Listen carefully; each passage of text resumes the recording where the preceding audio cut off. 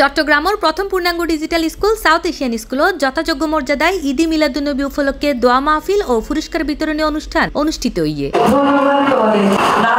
সেপ্টেম্বরের 11 তারিখ সকাল 11টায় পবিত্র কুরআন তেলাওয়াতের মধ্য দিয়ে এই অনুষ্ঠানের সূচনা করা হয়। অনুষ্ঠানে স্বাগত বক্তব্য রাখে বিদ্যালয়ের সহকারী প্রধান শিক্ষক মোহাম্মদ সালেউদ্দিন, মোহাম্মদ আতাউল্লাহ জিহাদ। এরপর আলোচনা সভা অনুষ্ঠিত হয় এবং উক্ত আলোচনা সভাত মহানবী হযরত মুহাম্মদ সাল্লাল্লাহু আলাইহি ওয়াসাল্লামের জীবনের বিভিন্ন দিক তুলে ধরা হয়। এই আলোচনাত মাঝে অংশগ্রহণ করে অত্র প্রতিষ্ঠানের শিক্ষকবৃন্দ অকল। আজের প্রোগ্রাম বলতে আর প্রিয় নবী হযরত মুহাম্মদ মুস্তাফা সাল্লাল্লাহু আলাইহি সাল্লামের শুভ জন্মদিন এবং তার ওফাত দিবস উপলক্ষে আমাদের অনুষ্ঠান এবং এখানে আজকে বিভিন্ন প্রতিযোগিতা হয়েছিল। এর আগে হযরতের জীবনের উপরে প্রতিযোগিতা, কোরআন তেলাওয়াত, তারপর অন্যান্য অনেক প্রতিযোগিতা আছে, তার পুরস্কার বিতরণের জন্য আজকের এই অনুষ্ঠান। আজকে ঈদে মিলাদুন্নবী উপলক্ষে আমরা প্রতি বছরের ন্যায় এবছরও শিক্ষার্থীদের মাঝে আয়োজনটা করেছি। এতে শিক্ষার্থীরা হাম, নাত, কেরাত, গজল, তারপর সহিশুদ্ধভাবে কোরআন তেলাওয়াত এবং তাদের প্রতিবেশীর প্রতি দায়িত্ব, শিক্ষকদের প্রতি দায়িত্ব, বাবা মায়ের প্রতি দায়িত্ব, এগুলো কিন্তু তারা শিক্ষা পেয়েছে। সাউথ এশিয়ান স্কুল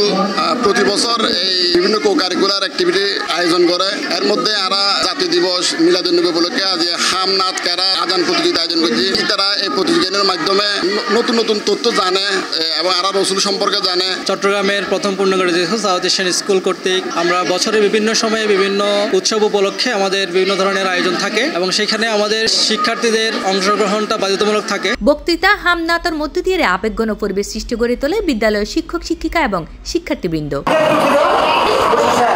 স্বাগত বক্তব্য মেজে সহকারী প্রধান শিক্ষক শিক্ষাক্ষেত্রে প্রিয় নবী হযরত মুহাম্মদ সাল্লাল্লাহু আলাইহি ওয়াসাল্লামের মূলনীতি তুলে ধরেন। এই দুনিয়ার মানুষ যখন তারা তাদের পথ হারিয়েছিল, যখন তারা অত্যাচার, নির্যাতন, নিপীড়ন জর্জরিত এই পৃথিবী যখন অত্যাচারে পরিপূর্ণ হয়ে গিয়েছিল, হযরত ঈসা আলাইহিস সালাম যাওয়ার পর এরপর পৃথিবীর অবস্থা খুব ভয়াবহ হয়ে গিয়েছিল। তখন এমন একটা মানুষের প্রয়োজন হয়েছিল যার মাধ্যমে মানুষকে, এই মানব জাতিকে মুক্তি দিবে। অনুষ্ঠান শেষে মিলাদুন্নবী উপলক্ষে হামনাত, কেরাত এবং আজান প্রতিযোগিতাত অংশগ্রহণকারী অকলরে পুরস্কার প্রদানের পাশাপাশি সম্প্রতি অনুষ্ঠিত গণিত অলিম্পিয়াড ও দাবা প্রতিযোগিতাত বিজয়ী শিক্ষার্থী অকলরে পুরস্কার প্রদান করার মধ্যে দিয়ে এই আয়োজনের সমাপ্ত করা হয়। আমার মনের ঘরেতে রেখেছি জারি দুজাহানের বাদশা নবী কামলিওয়ালা রে। সি+ টিভি, চট্টগ্রাম।